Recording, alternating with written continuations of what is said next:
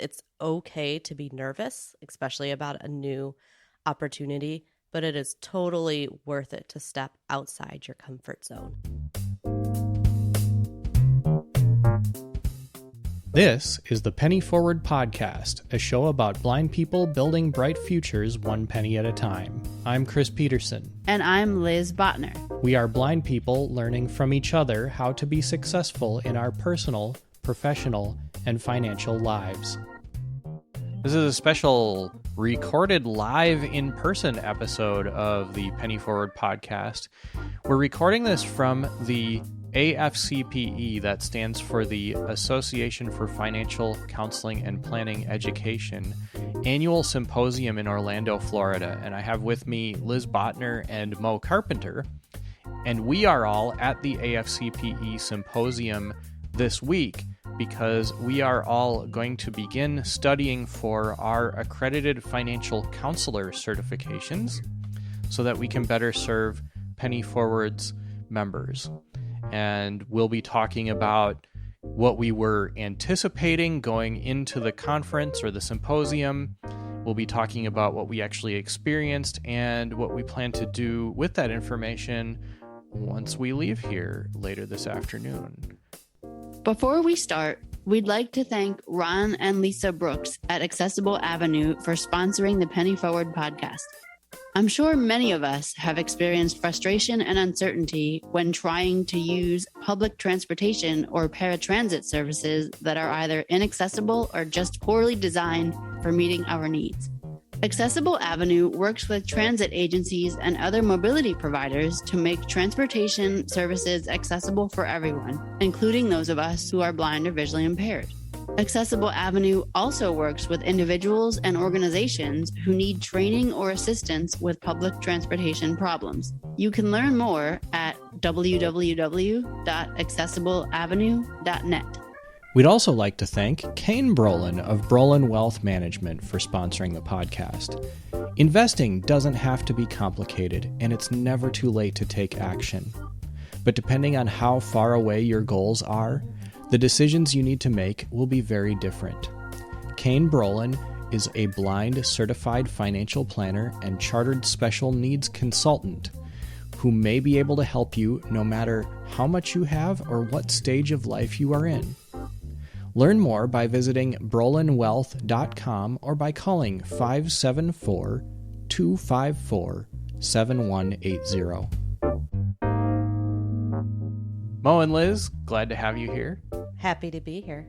Happy to be here. It's fun to be able to record this in person. Usually when we do these, Liz is in Washington, D.C., and I'm in Minneapolis, and we're doing it either on Zoom or Microsoft Teams, and it's fun to have Mo here as well. Before we start, I am Chris Peterson. I am the founder, president, and CEO of Penny Forward, and I'm going to assume that if you're listening to the podcast, you are already somewhat familiar with who Penny Forward is and what we do. But if you're not, I invite you to check out our website at pennyforward.com and join us if you feel like you want to support our mission or you feel like you want to take advantage of the services that we currently offer or will offer in the future. So that's a little bit about me and my role within Penny Forward. Liz, would you introduce yourself and talk about your role in Penny Forward? Yes, my name is Liz Botner. Hello, everyone. I am Vice President of Penny Forward. I also help co-host the podcast. Thank you, Liz. And Mo? I am Mo Carpenter. I am currently the administrative assistant and run a lot of what you guys see either on the blog or social media. Yeah, and one of the things that she does that is really helpful is she does a final check on the podcasts and the transcripts and makes sure that they get posted with good show notes and stuff. So we're really glad to have Mo with us here as well.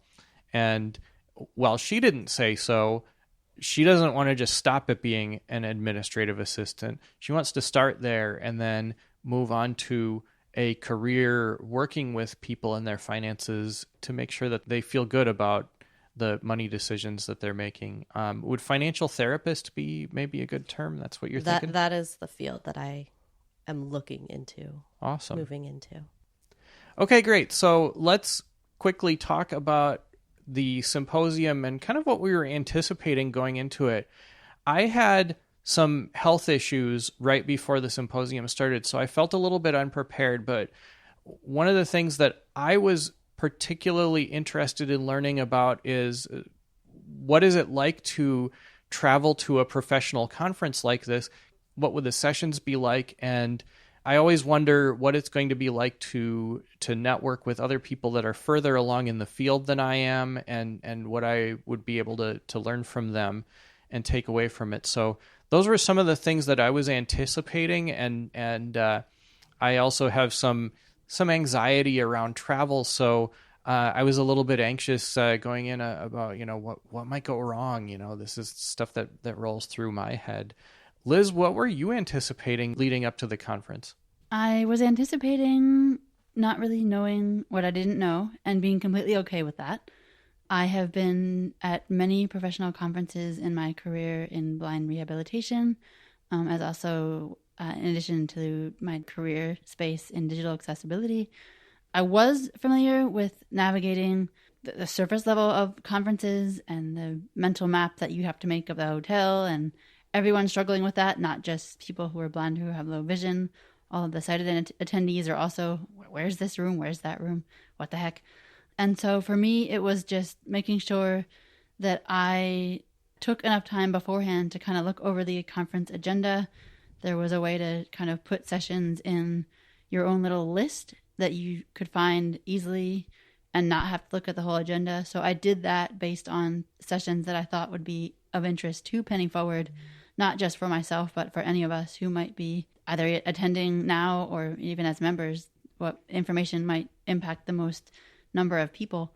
And I also just was prepared to just be open and interested in learning and expanding what I didn't know, and knowing that I didn't know everything, and it was fine. So that was kind of my overall thought. Okay. And Mo, how about you? So this is the first professional conference and first time I've traveled by myself in any kind of aspect other than like a yarn convention thing. So I had no expectations of what to expect, but overall it was just trying to figure out the things that I could figure out beforehand, and looking at that agenda. But yeah, it was so much information. It was very overwhelming. I'm really glad that all of us talked about kind of how we were feeling going into it, because I think, particularly if you've never done anything like this before, it is very common to be nervous or anxious about the travel aspect of this, getting around the hotel, maybe being able to do that in a way that you feel like you have some dignity and some grace around it. These are things that we think about, even if we have done this a lot of times before. It doesn't matter. It doesn't matter. It doesn't matter. And it's perfectly normal, and it's okay. It's absolutely okay. One of the things that I noticed, and I want to move now into talking about what we experienced when we got here. One of the first things that I noticed when we got here is that everybody was extremely welcoming, and there were tons of people that were in our corner that wanted to help us make sure that we knew where we were going and what we were doing. And part of that was because they knew ahead of time that we were coming to the symposium, that the three of us are blind, and that we might need some additional help. So that was helpful for them to know that. So they were looking forward to seeing us when we got here. But even the conference attendees that we were here with, these were all people that are in their careers, in their lives. They're helping people. They're helping people with their finances in various different ways. But they're also just like, that's the way their brains are wired. That's why they're in this kind of career. And so they were also asking, well, how can we help you get to where you want to go and participate in what you want to participate in? And I have to say, I have experienced some conferences that are related to blindness where people were not as helpful as they were here. And that help is something that I really appreciate, because it helps to cut down the anxiety of am I doing this right? Am I am I navigating this without looking like a complete idiot?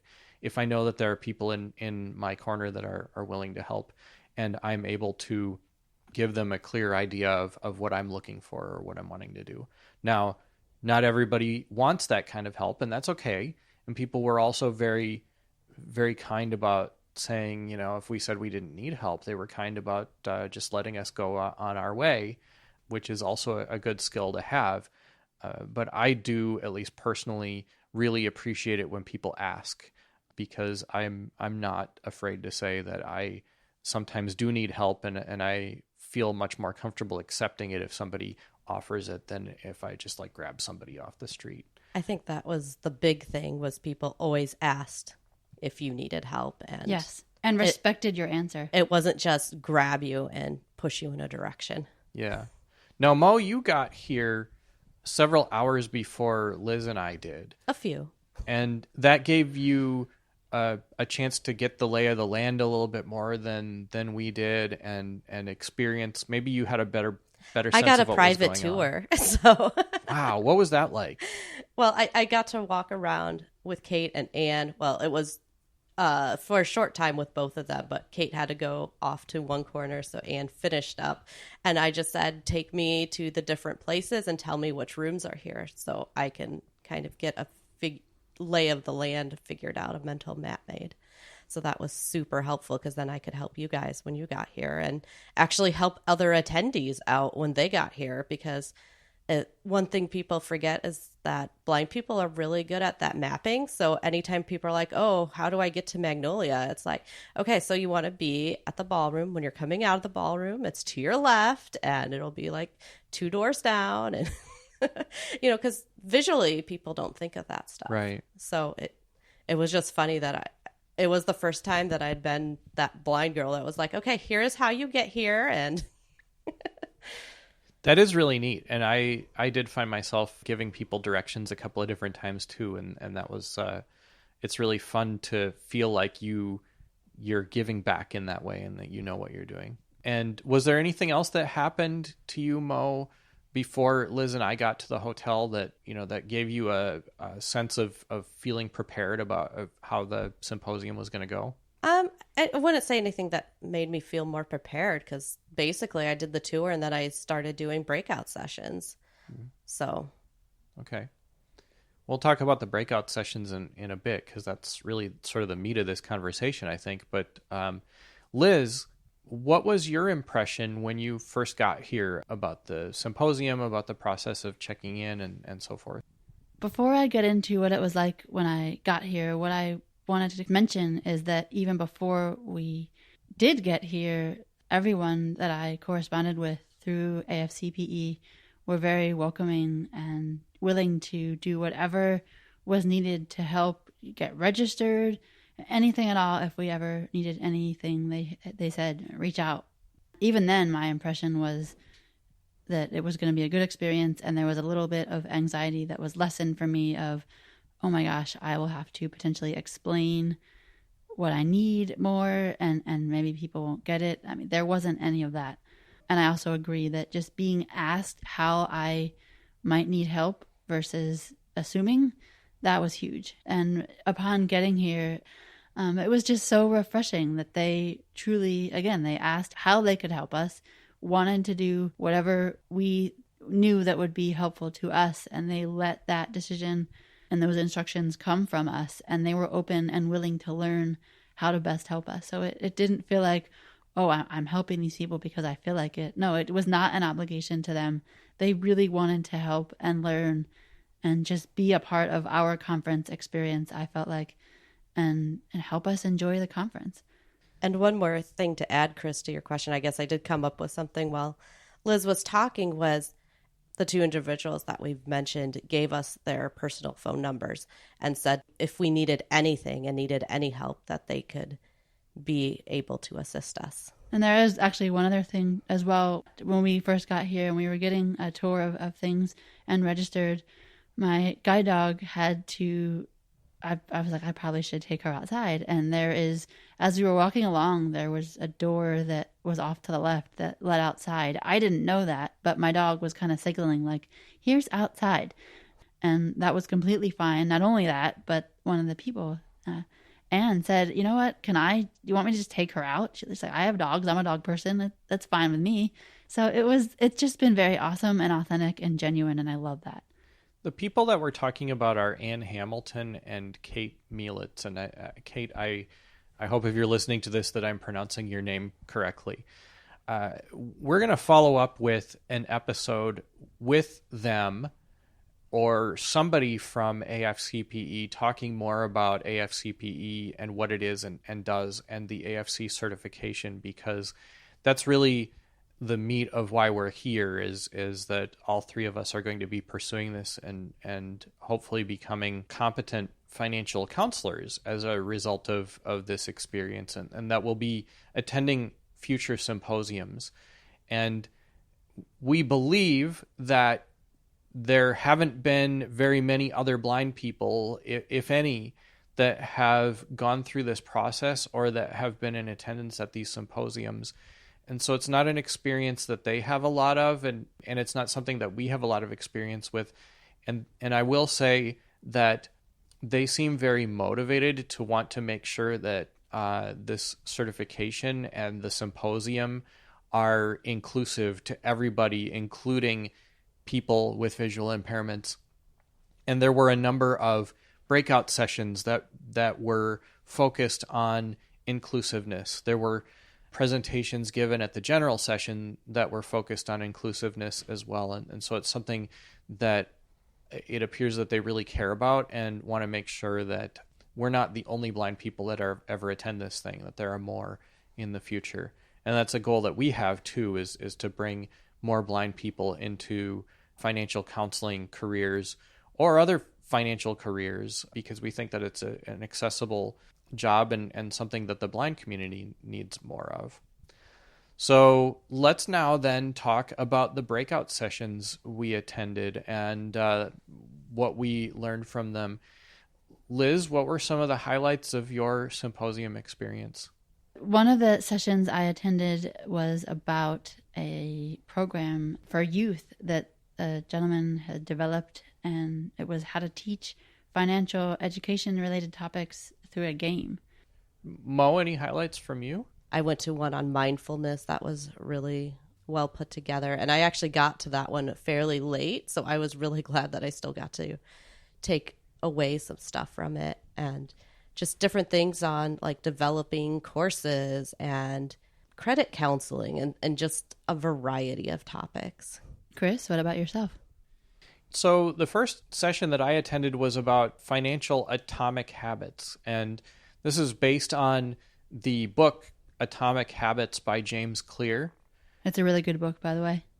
It is a really good book, and it's a book that we are going to feature in a future members-only group. I was just going to mention book discussion. It is available on your usual platforms for finding books, be they accessible or mainstream. Yeah.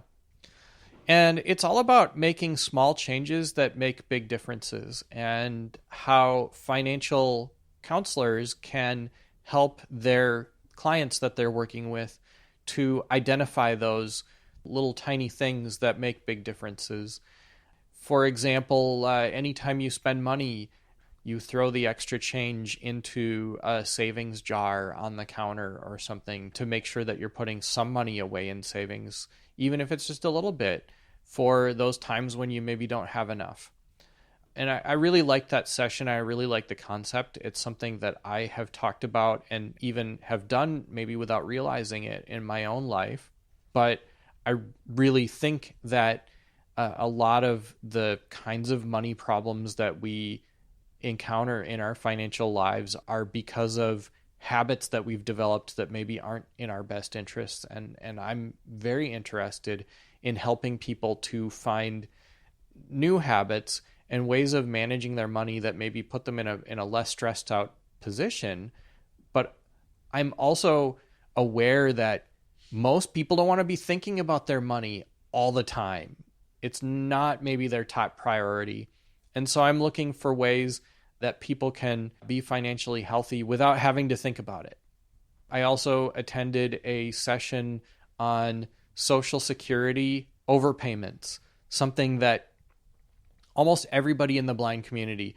I'm kind of saying that a little bit facetiously, but I'm not, because I learned at this particular session that about 45% of people that are receiving Social Security benefits experience an overpayment decision at some point in their lives.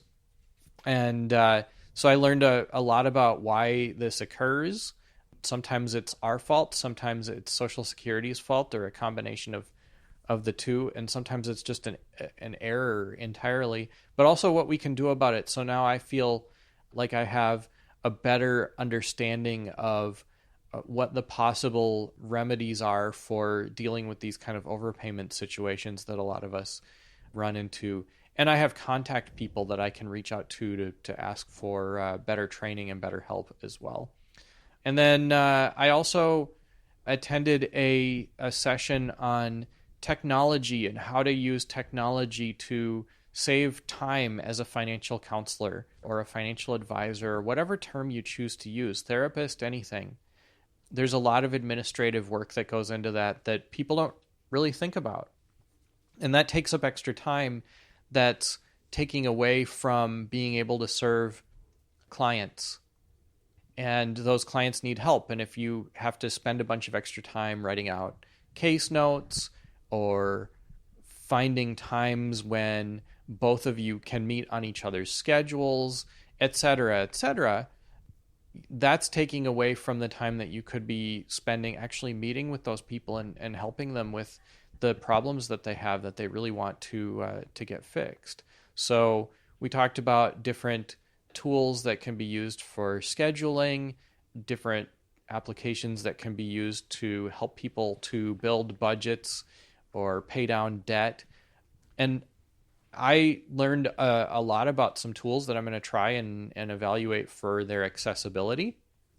But one of the other things that I thought was really great was that I was able to pitch into the session a little bit and let people know that, hey, if you have a client with a visual impairment, for example, Calendly is a very accessible way to do online scheduling. It's really easy to use with a screen reader.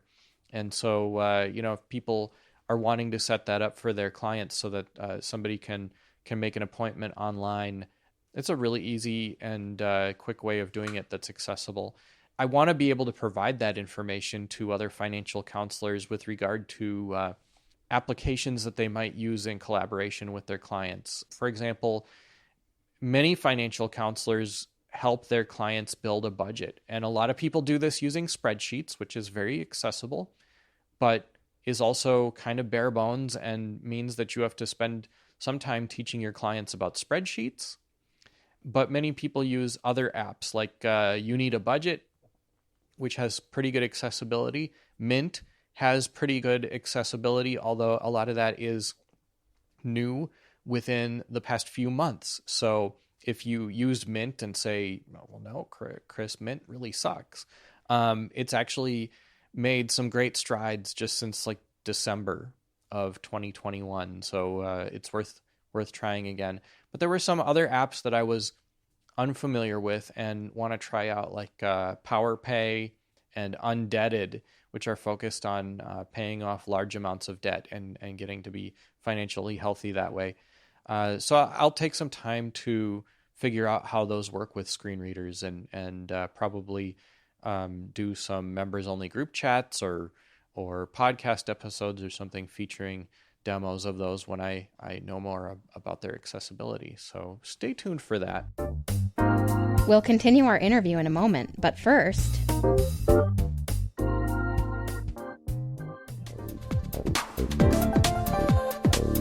Looking for resources and services related to blindness and low vision? The trained staff of the American Printing House for the Blind Connect Center Information and Referral Line are here to help. Call 1-800-232-5463 or visit our website, aphconnectcenter.org, to access our Community Connect calendar, our directory of services, as well as our websites. The APH Connect Center, providing resources to guide children, parents, adults, and job seekers who are blind or low vision to greater independence and success in their lives. Call 1-800-232-5463 5463 or visit aphconnectcenter.org for more information. ¿Busca recursos y servicios relacionados a la pérdida de la visión?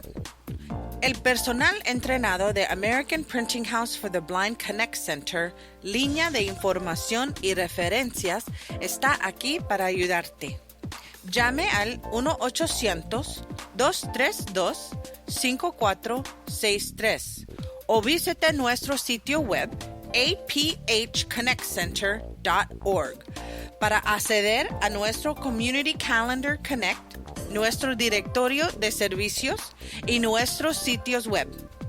El APH Connect Center, que proporciona recursos para guiar a los niños, padres, adultos y personas ciegas o con discapacidad visual que buscan trabajo para una mayor independencia y éxito en sus vidas. Llame al 1-800-232-5463 o visite aphconnectcenter.org para obtener más información.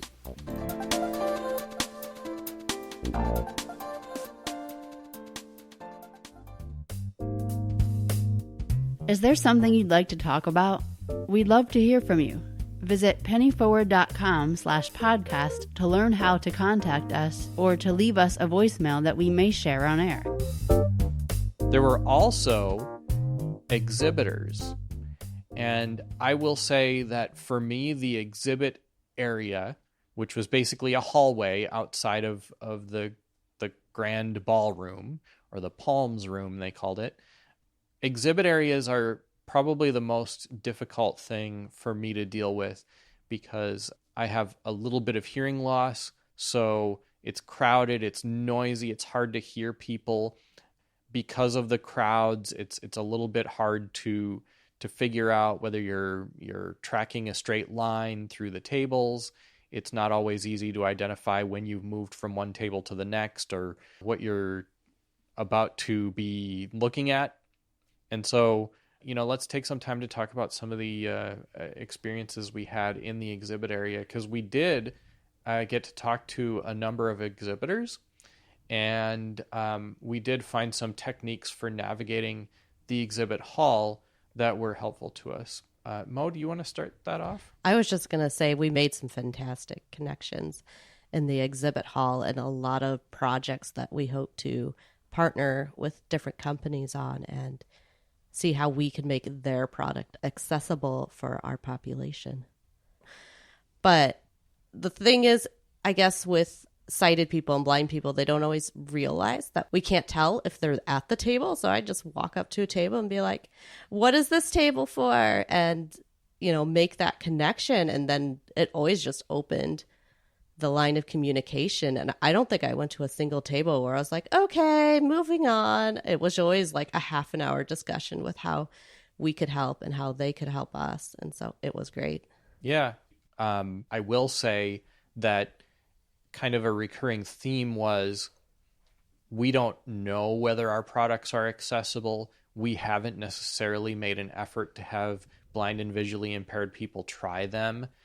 But we're interested in that, and we're glad you're here because, whenever we had that conversation, we said, well, we can help you with that. And in one case, I actually helped test the product and found that some of it worked and some of it didn't. So yeah. So it's a way for us to start the conversation, and hopefully that will lead to the better availability of some of these really cool resources. And Liz, why don't you talk about the thing that you tested and what it was? I believe it's called Money Habitudes. It is a card game. It's both physical, actual cards, and I tested the online version. And I believe that the company said that they had previous feedback related to the accessibility, but I was able to test it. And as I said, some of it worked and some of it didn't, but they were very happy to continue discussions with us to improve the product. And to make a Braille version of the product. Yes. Yeah. So that's something that we're very excited about. There were a number of games. We also talked to somebody who was developing a stock market kind of tracking game. and I can't remember the name of it right now, but he was also kind of the opinion that maybe there hadn't been a lot of testing of that with blind and visually impaired people, but he had a board game version and an online version, and had a lot of interest in creating accessible versions of both, which I think is fun. I'm really excited about the idea of board games that help us to learn financial concepts. And this was a little bit like Monopoly in that it teaches that, but it, sort of more focused on your daily life. Like here you have a job and you have a paycheck and you have these bills you have to pay, and what happens. And in contrast, the game that I was talking about earlier was you have these cards and it said, like, whenever I go to a store, I need to buy something. I do that all the time. I do that some of the time, or no, that's not me at all. And you go through 54 cards in this deck and you put them in certain piles. And then based on how you categorize them, leads to kind of an overall snapshot of your habits with money. I think the fun thing about the guy who had developed His name is Paul. Yes. I do know that. What Paul had done with the board game was that he was already looking into accessibility options for the blind, and he even mentioned the hearing impaired. So yes. I think that was really cool that he was already looking down those venues. Yeah, and we also talked with americasaves.org. They have a lot of online digital content, and they had some awareness of accessibility. They were asking us about overlays like the AFCPE and this kind of thing, and whether they were helpful. And so we got to provide some education about the pros and cons of those things, and potentially, they have a podcast, they have a lot of online articles and things that they offer for free. Yep. Again, they're interested in figuring out how to make sure that experience is accessible and enjoyable for people with visual impairments too. So I believe that us being present and asking those questions was a really great way of generating awareness among the personal finance community. So very, very cool. We also met with some organizations that we were previously familiar with, but hadn't met in person. Wells Fargo, yes. National Disability Institute, and then some other ones that were kind of specific to specific populations, like Project One-Off, which is focused on the financial wellness of veterans. And even there, there's some overlap between what we do and what they do, because we know that there are a lot of blind people who are veterans also. So it's it's an important segment that we need to be thinking about.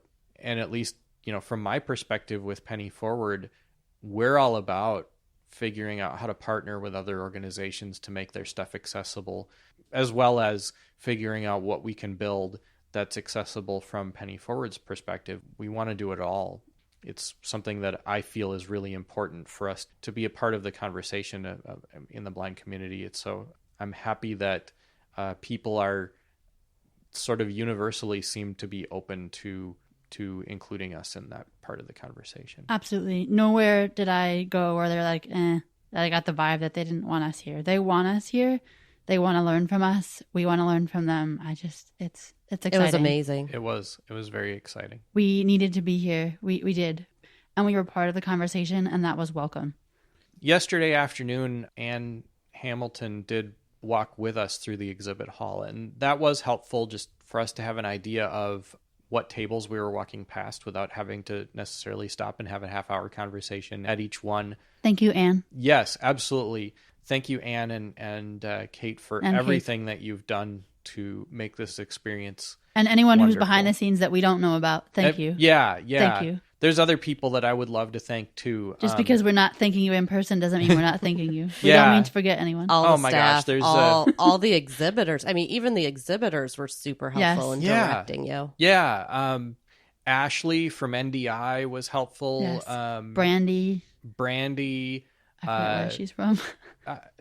I know that she's on the AFCPE board, but I can't remember. I think she had a private practice. Yeah, she? Yes, very I believe possibly. So. LaQuisha, Kim from Thrivent. Who he had to come all the way to Florida to meet. But, yes. That was amazing. Or I love just that. the individuals that I asked to help me find a seat in the crowded rooms. Yes. Yeah. Or any of them who we didn't ask but came up and said, that, can I help you? Yeah, exactly. Sometimes I wouldn't get their names, but I really appreciated that. Todd from MoneyFit. The people at, was it Otto? Otto, the spending yes. tracker? Yes. Otto is a spending tracker app, and they were not sure if their app is accessible or not.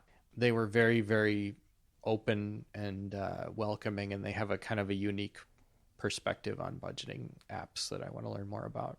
And apologies to the several exhibitors that we didn't even get to meet. Yeah. Yes. So one of the downsides in my mind of walking up to a table and saying, what table is this, is that we did have half an hour conversations with each one. Yes. And so I am sure that there were a ton of tables we never stopped at. Because, there were. Yeah. There absolutely were. But because this is a hybrid conference, and I love hybrid conferences, I think they make the accessibility of the conference experience just so much better. Agreed. All of the exhibitors are available online. So even the ones we didn't talk to here, we're going to be able to reach out to, and that's amazing. I would say that, one of the things that I'm thinking about and I want to try in the future is seeing whether it makes sense for us to have our own exhibit table. In some ways, it may be easier for us to stay put and have people come to us than it was for us to get around. And these are all kinds of things that some things are going to work for different people. One of the things that I love about Penny Forward is that all of the people that are involved in Penny Forward have very unique styles. And so I learn every day from being around Mo and Liz about ways that they think of to navigate situations or be involved in experiences that didn't occur to me. And so it gives me ideas for how to make my conference experience better in the future. But I also love how we're able to help each other out. Mo talked about building the mental map of the hotel, and that's really hard to do, especially when you get here as the conference is literally starting. When everyone else and everybody else is getting here along. Too. Yeah. But each one of us developed our own, even if it was just a partial mental map. And so we were able to help each other out. And I thought that went really smoothly, particularly as we kind of got into the swing of things towards the later part of yesterday morning into the afternoon. We started to find techniques for how are we going to regroup, or do we even want to? And Mo was great about, should I come to the room that you're in and pick you up? And, can I help you find something that I know how to get to and drop you off there? And maybe this is just something that I'm not used to, but this hotel actually has multiple areas of rooms in separate buildings. And so we actually were all going to be in 3 different buildings. Mo was familiar with 2 of the 3, but didn't really know about where the 3rd one was. And this is kind of where it helps to kind of not be shy or be brave enough to assert your needs with accessibility. And so I just asked the question, is there any possibility that at least 2 of us could be in one building? I don't care where it is. Just can we maybe be in 2 of us maybe be in one building? And they were able to accommodate that. So yeah, it was helpful. Yeah, it was very helpful. And even the hotel staff was very helpful about helping us to identify our rooms, to find our rooms and stuff. I don't know if they had experience with that before, but they tried. They made the effort. And yes, the effort is appreciated, even if the execution isn't always exactly the way we would want it to be. We do need to remember that people don't encounter blind people every day. And so, that's actually, and if the hotel had said no, we would have figured it out. That's what we do. But speaking of people not encountering blind people every day, and going back to one of the presentations on inclusion, there was particular feedback that I had for the presenter that I, professionally made him aware of in terms of what I had gotten out of the presentation. And he was completely receptive and, apologetic for the experience that I had with it. I'm being cryptic on purpose. I don't want to be cryptic about this because I actually wanted to talk about this specifically. Okay. So I'm glad you're bringing it up because this was a presentation all about how we have built-in biases. Yeah. And a lot of it was about race, but he also covered disability. He said, if you're white and you don't encounter a black person every day, that might be something that you find uncomfortable, whether it's something that you consciously know is uncomfortable or not. It may be something that drives the way that you behave and not in necessarily a good way. And so you may want to slow down and methodically think about how do you treat that person first with respect and make them feel comfortable without being overly friendly or overly nice, which can be uncomfortable in its own way. And he mentioned people with disabilities. He specifically brought up Twice. People who use wheelchairs. Twice. Same example twice. Yeah.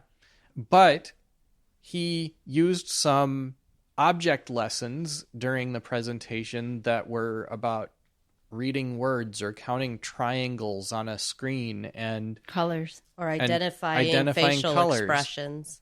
Right.